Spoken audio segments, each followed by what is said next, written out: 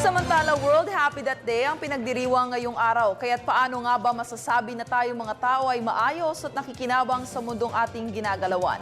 At ano nga ba ang dapat nating gawin para mapanatiling kaakibat at kaagapay natin ang biyayang ibinigay sa atin ng kapaligiran? Para sa detalye, balitaan mo, Medina.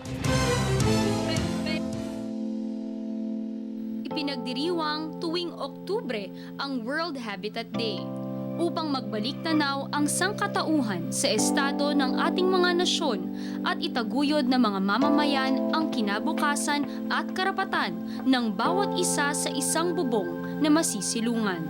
Idineklara ng United Nations ang ika-1 ng Oktubre bilang World Habitat Day.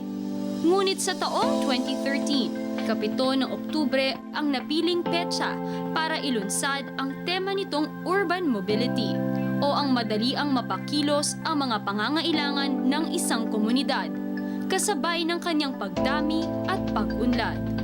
Kabilang sa isinusulong sa World Habitat Day ang madaliang pagbiyahe ng mga mamamayan sa kanilang patutunguang destinasyon, na naghihikayat sa mga taong piliin at tangkilikin ang mga transportasyon gaya ng mga tren, bus, bisikleta, kesa sa mga kotse at motorsiklo. Hindi lamang ang mga klase ng transportasyon ang magsisilbing dahilan para mahikayat ang mga taong bumisita sa ibang lugar sa mundo, kundi ang mga makabagong disenyo at makataong serbisyo para sa lahat.